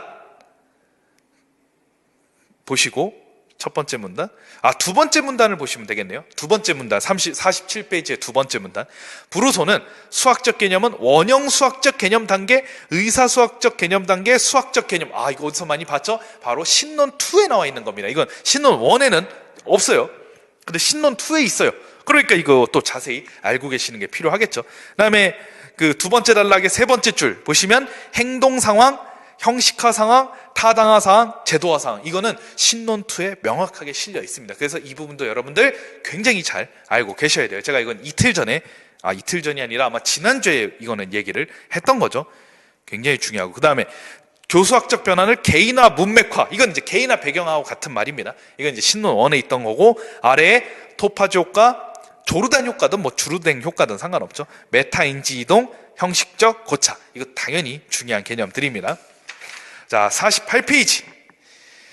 그 다음에 이제 보시죠. 딘제 수학 교수학습 이론 보시면 여기 네모 박스만 보면 되겠죠. 자유놀이 단계부터 시작해서 6가지 놀이, 그 다음에 역동적 원리부터 시작해서 수학학습 원리 4가지, 이거 신논원에서 했던 거 중요하다라는 거 다시 한번 여러분들 복습, 이 기회 때 다시 한번 복습을 이제 다시 한번 해보세요. 그다음 49페이지 프로이덴탈의 수학과 교수학습 이론 얼마나 중요하겠습니까? 49페이지 맨 위에 첫 번째 문단은 안내된 재발명에 대한 것입니다. 당연히 중요하죠. 두 번째 문단은 현실과의 관련성이 적재된, 즉 현실과 결부된 수학. 이거 다 신논원에서 했던 거죠. 세 번째, 수학화 과정에 대해서, 뭐 국소적 조직화 이런 것들 굉장히 중요하니까 복습을 해보시고, 네 번째 문단, 하나 둘 셋, 네 번째 문단이죠. 프로이덴탈에 따르면 학습자들은 일반적으로 현상의 조직 수단인 본질을 먼저 직관적으로 인식하여, 이건 이제 수학과 교수학습인데 여기에 중요한 개념, 멘탈 오브젝트에 해당하는 심상, 이 개념 일단 중요하고요. 그 다음에 마지막 문단의 맨 밑에 줄, 전형적인 예를 찾아내는 것. 특별히 이 심상이나 전형적인 보기에 대한 개념은 신논 1과 2에 다 안 나와 있고요. 수학습 지도 원리와 방법이 있어요. 여기에서 좀 자세하게 얘기를 하도록 하겠습니다. 교과서에는 이 정도밖에 안 나와 있으니까 통과하도록 하고요. 이것도 굉장히 중요합니다. 지금 이 두 책이 이렇게 좀 약간 감초의 역할을 하고 있다라고 할 수가 있겠죠. 자, 50페이지 라카토스의 증명과 반박의 논리에 따른 수학 교수학습 이론, 당연히 중요하죠. 그다음에 이거 가운데 이제 네모 박스의 규칙 5까지 해서 그 밑에 부분에 보면 수학적 발견술은 그 네모 박스 바로 밑에요. 소박한 추측과 연역적 추측, 이거 신논 원반에서 자세히 얘기를 했었죠. 그거 다시 한번 복습을 해두시면 좋겠습니다. 51페이지 피아제의 발생적 인식론에 따른 수학 교수학습 방법. 여기 보시면 첫 번째 문단, 피아제에 따르면 51페이지 맨이죠. 논리수학적 지식은 반영적 추상화를 통해 구성된다. 피아제의 반영적 추상화 매우 중요하죠. 확실히 복습을 해두시기 바랍니다. 그다음 밑에는 뭐 반영적 추상화에 대한 내용이고요. 그 다음에 6번째 폴리아의 수학 문제 해결 교수학습 이론 해가지고, 폴리아는 귀납 유추를 통한 추측과 문제 해결 교수학습의 중요성을 강조하고, 그 다음에 밑에 보시면 폴리아의 문제 해결 4단계, 뭐 아까 얘기했듯이 굉장히 중요하죠. 52페이지로 넘어가겠습니다. 네, 폴리아의 문제 해결 4단계 뭐 안 중요할 수가 없으니까 굉장히 중요하죠. 그 다음에 네모 박스 밑에 첫 번째 문단, 이 밖에도 폴리아는 거꾸로 풀기, 단순화 해보기, 유추하기, 이런 것들 여러 가지 문제 해결 전략에서 얘기했던 거죠. 알고 계시고요. 그다음 두 번째 문단, 그 다음에 뭐 발견술에 대한 내용이고, 그 다음에 이제 세 번째 문단은 폴리아는 문제 제기의 중요성도 강조하였다. 이런 것들도 이제 중요하겠죠. 그리고 폴리아가 또 수학습 원리도 얘기를 했거든요. 그래서 활동적 학습의 원리, 최선의 동기유발 원리, 비약 없는 단계 원리, 이걸 얘기했는데 이 부분에 대해서는 역시 수학습 지도 원리와 방법에 자세히 나와 있으니까 거기 얘기할 때 하도록 하겠습니다. 다음 7번 스캠프의 스키마 학습 이론, 아주 중요한데 첫 번째 문단을 보시면 뭐 첫 번째 문단 스키마 중요하다, 반성적 지능이다, 그렇게 나와 있고요. 첫 번째 문단의 맨 마지막에 보면 반성적 지능. 두 번째 문단을 보실까요? 53페이지의 두 번째 문단, 스캠프에 따르면 직관적 지능에 의해 산술학습이 이루어지고 반성적 지능에 의해 수학학습이 이루어진다. 근데 이거는 우리가 수학 교육론에서는 반성을 반영이라고, 여기서 이제 반영적 지능이라고 그 신논원에는 반영적 지능으로 나와 있죠. 그래서 그거를 따르시는 게 좋을 것 같아요. 물론 반성적 지능이라고 써도 감점은 안 할 것 같은데, 직관적 지능과 반영적 지능 다시 한번 공부를 해주시기 바랍니다. 그 다음 세 번째 문단, 스캠프는 이에 4가지 유형이 있다고 본다. 첫 번째 도구적 이해, 관계적 이해, 그 다음에 논리적 이해와 기호적 이해가 있는데 이거를 신논 2에서도 안 하기로 했어요.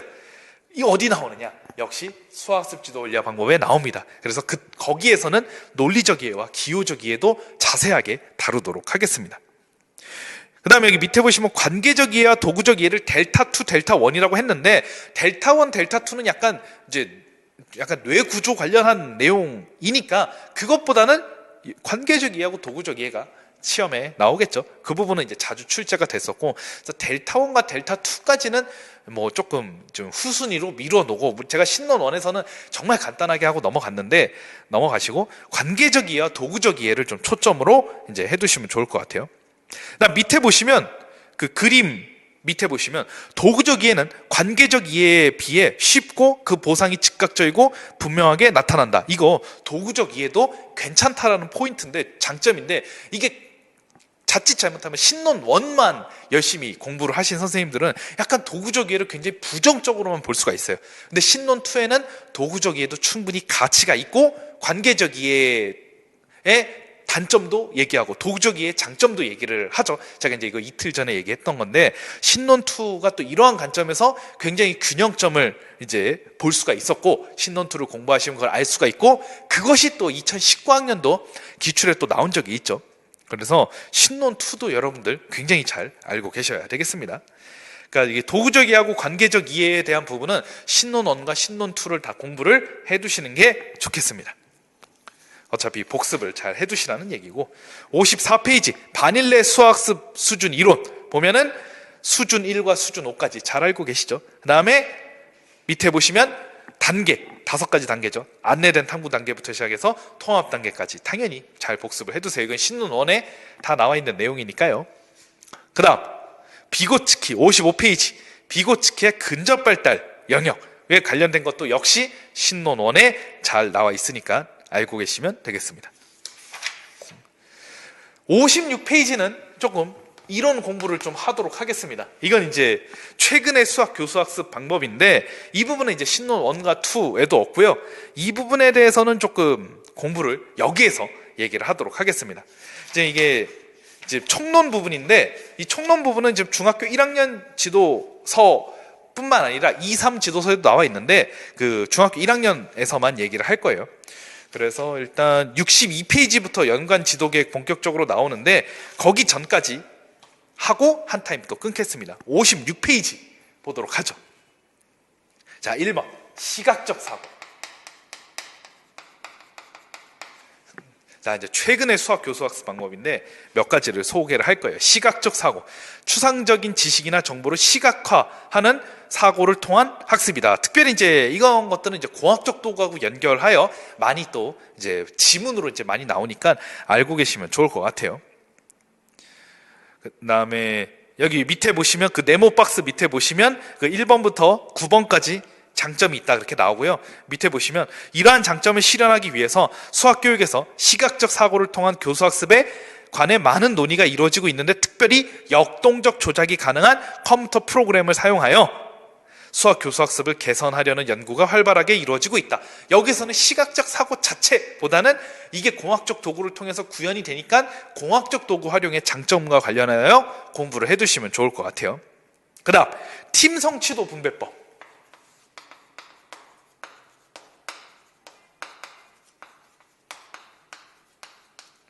팀 성취도 분배법인데 이건 STAD라고 하는데, 이건 좀 알아두시는 게 좋을 것 같아요. 그래서 협동학습은 4-5명으로 구성된 소집단 구성원끼리의 협동을 하는 학습 방법으로서 다양한 유형이 있습니다. 협동학습에는.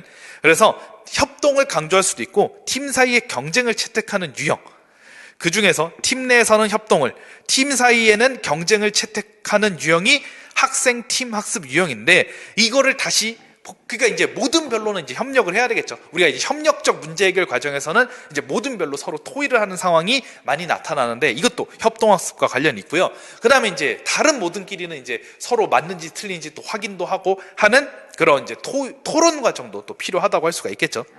이 유형은 다시 몇 가지로 세분화될 수 있는데, 그 중에 하나가 팀 성취도 분배법이다. 특별히 팀 성취도 분배법의 아이디어는 교사가 제시한 것을 자신의 팀원들이 완전히 학습하도록 팀 내에서 서로 돕는 것이다. 이게 특별히 의사소통 1번과 관련이 된 게, 이제 2번과 3번은 자신의 생각을 이제 나타내는 거고 3번은 다른 사람의 생각을 이해하는 거잖아요. 그 전에 수학적인 표현과 아이디어를 전체적인 모든 구성원들이 다 이해하고 그걸 정확하게 이제 나타내는 것은 굉장히 중요하죠. 서로 도와야 돼요. 여기서는 약간 토의하고 큰 관련이 있습니다. 토의에 좀 약간 집중을 하고 있고, 이거 의사소통 1번을 잘 이루게끔 도와줍니다. 이게. 그러니까 의사소통 1번은 수학적 아이디어를 표현하고 나타내고 이해하는 건데, 이게 팀 성취도 분배법을 통하여 잘 이루어질 수 있게끔 도와줘요. 그래서 이제 이건 좀 잘 알아두시면 좋을 것 같아요. 그래서 팀 성취도 분배법에서 각 팀원은 제시된 자료를 완전히 이해하며, 이거 의사소통 1번과 관련이 있죠. 다른 팀원의 이해를 도와야 한다. 이렇게 서로의 이해를 돕는 과정에서 협력학습이 능동적으로 이루어진다. 이거는 의사소통 1번과도 관련이 있고, 이거 이제 문제 해결 2번과도 관련이 있죠. 서로 토의하는 거. 이거 2번과도 관련이 있습니다. 이게 이제 중요하죠. 그 다음에 문제중심 학습. 문제중심 학습. 이거 PBL 아십니까? 이거 아마 교육학에서도 좀 잘 하는 걸로 알고 있는데, PBL. 이 문제중심 학습이 수학교육학 정론에만 있어요. 이게 수학습 지도 원리학 방법에도 없고 정론에 있어요. 그래서 역시 이것도 심화반에서 자세하게 다룰 건데 간단하게라도 살펴봅시다. 학습자들이 문제를 개별로 또는 협력하여 자율적으로 해결하면서 수학을 학습하는 방법이다. 그러니까 원래 수학이라는 게 뭐 프로이덴탈의 수학과 교수학습이나 뭐 다른 것도 다 그렇지만 개념을 먼저 얘기하고 그다음에 문제를 해결해요. 그게 우리가 어떤 전통적인 방법이라고 할 수 있다면, 문제중심 학습에서는 순서가 반대입니다.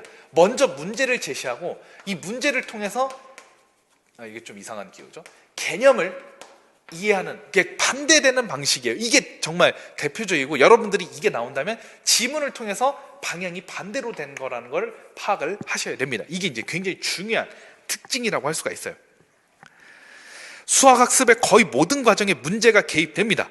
근데 특별히 학습자들이 개별로 또는 협력하여 자율적으로 해결하면서 수학을 학습하는 방법이니까 이거 문제 해결 2번과도 큰 관련이 있죠. 얘보다는 얘가 문제 해결 2번이 훨씬 더 관련이 있다고 할 수가 있습니다.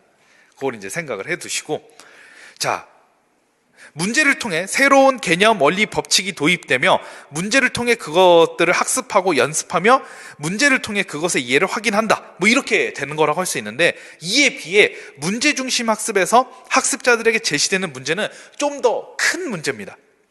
학습자들은 문제가 주어지면 그 문제를 해결하기 위해 필요한 개념, 원리, 법칙 등이 무엇인가를 찾고 그것을 학습해서 그 문제를 해결해 나가게 됩니다. 교사는 문제 해결에 직접적인 도움을 주면 안 되죠. 당연히. 이건 이제 토파지 효과가 발생하면 안 되겠죠. 문제중심 학습은 자기 주도적 학습 능력을 길러주고 학습하는 방법을 알게 해줄 수 있다. 이거 우리 포트폴리오 얘기했을 때 그 태도 및 실천 3번 얘기했잖아요. 자기 주도적 학습. 그래서 이거 태도 및 실천 3번과도 큰 관련이 있습니다. 그러니까 여기에서의 문제는 이제 실생활과 관련된 진짜 뭔가 정말 수학적이지 않은 것 같은, 그러니까 수학적 모델링에서 사용하는 그런 문제 같은 거라고 할 수 있는데, 거기에서 이제 원리 법칙을 탐구해서 개념들을 이끌어내는 거예요. 그럼 이제 모든 별로 협력하는 과정이 굉장히 중요하고, 이건 이제 학생들이 뭘 배워야 될지도 생각을 해야 되기 때문에 태도 및 실천 3번과도 굉장히 큰 관련이 있습니다. 이것까지 좀 알고 계시면 좋겠죠. 그 다음에 4번, 뭐 여기다 써도 되겠죠. 프로젝트 기반 학습.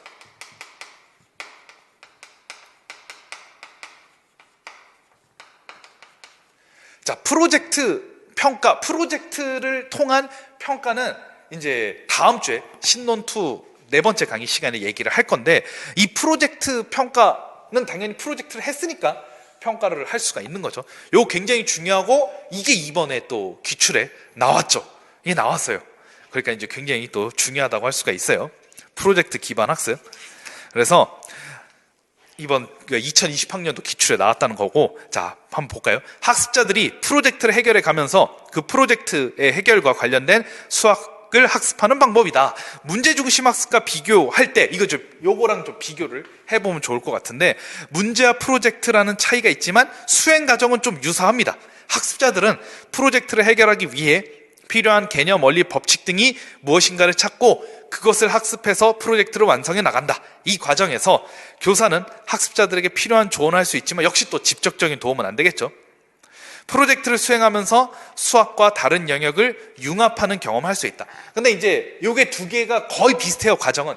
어쨌든 수학의 원리나 법칙 그런 걸 탐구해서 하는데 굉장히 중요한 차이점은 그래도 프로젝트 기반 학습은 개념을 먼저 설명하고 문제를 응용한다는 측면이 있습니다. 이건 이제 다음 주에 신론 투루를 할 테니까 한번 이거 잘 생각을 해보시고, 그러니까 먼저 개념이 바탕이 된다, 문제 이제 응용을 한다라고 할 수가 있어요. 아니면 만약에 신론 투 수업을 안 들으신다면 기존 신론 1에는 마지막 단원에 이제 나와 있고 수학과 평가에 나와 있고, 이제 2019 개정 증보판에서는 신론 2 역시 마지막 신론 2의 마지막에 나와 있어요. 그래서 공부를 다시 해두시면 좋을 것 같습니다. 그래서 여기 제가 4페이지에 그래도 기본적인 이제 프로젝트, 혹시 이제 신론 2를 공부를 안 하셨을 선생님들도 있으니까 제가 여기다 따로 해놨습니다. 한번 프린트 4페이지를 한번 살펴보도록 하죠. 프로젝트의 특징이 나와 있고, 그 다음에 이제 개발 시 유의사항, 이건 좀 한번 읽어보세요. 읽어보시고, 그 다음에 5페이지 프로젝트 대표적인 예인데 이거를 좀 보시면 좋을 것 같아요.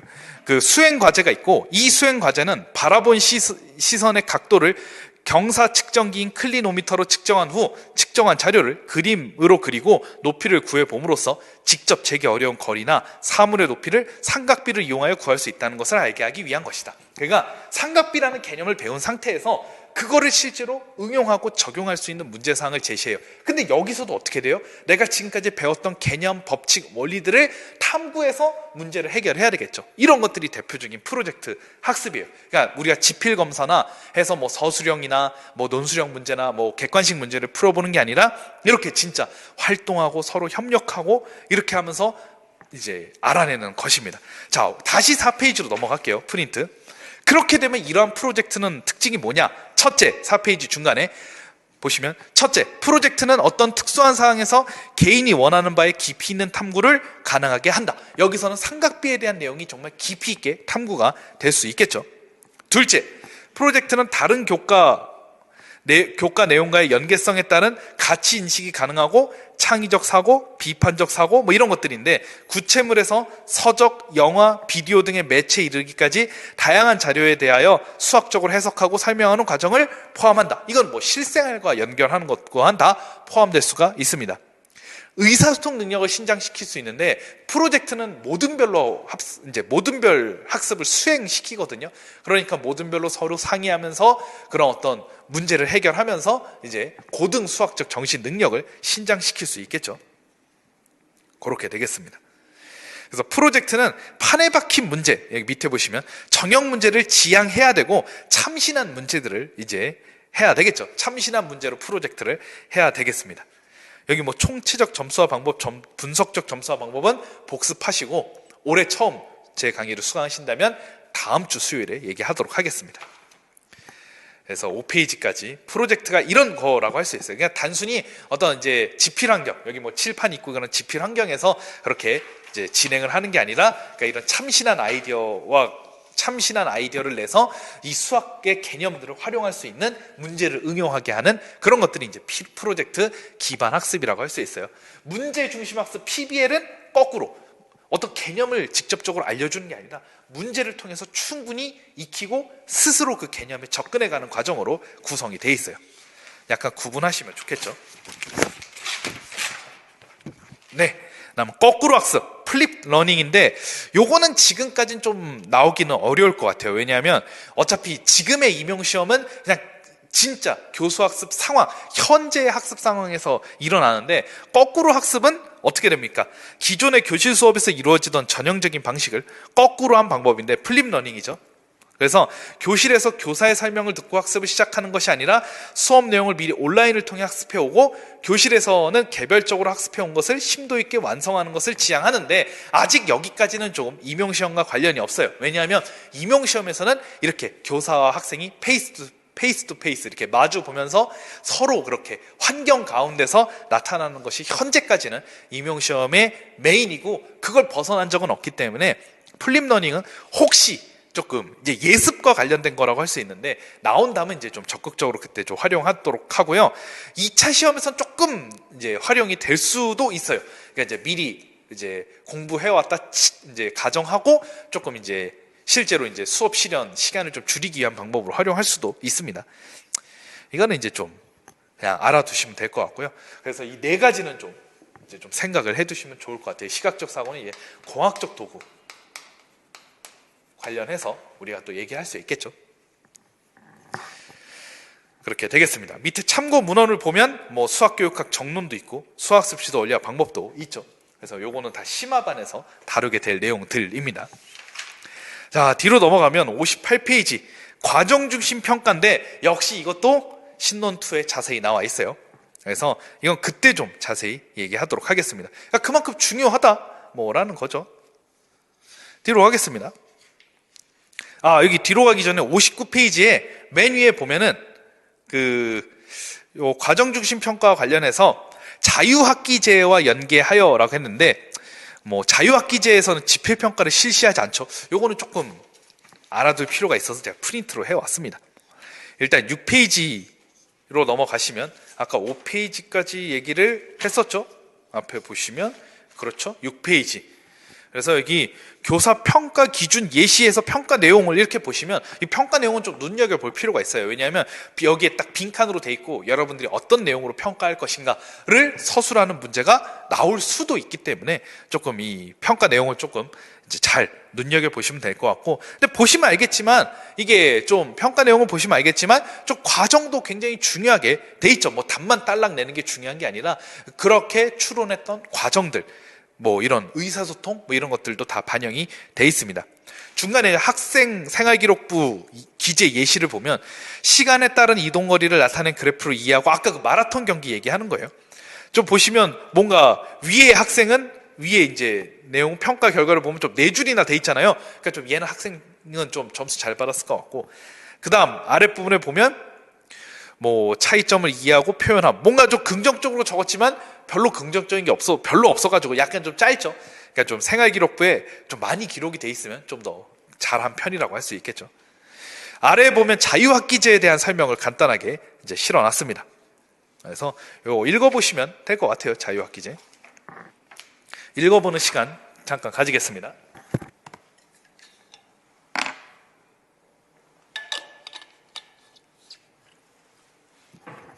네, 뭐 수학교육론에서는 뭐 자유학기제는 그리 중요하지 않으니까 넘어가도록 하겠습니다.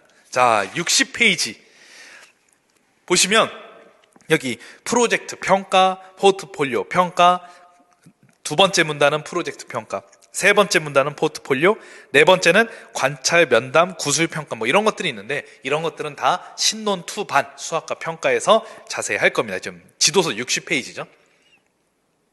그렇게 얘기하도록 하겠습니다. 그러니까 그만큼 중요하니까 또 나왔다라는 내용이죠.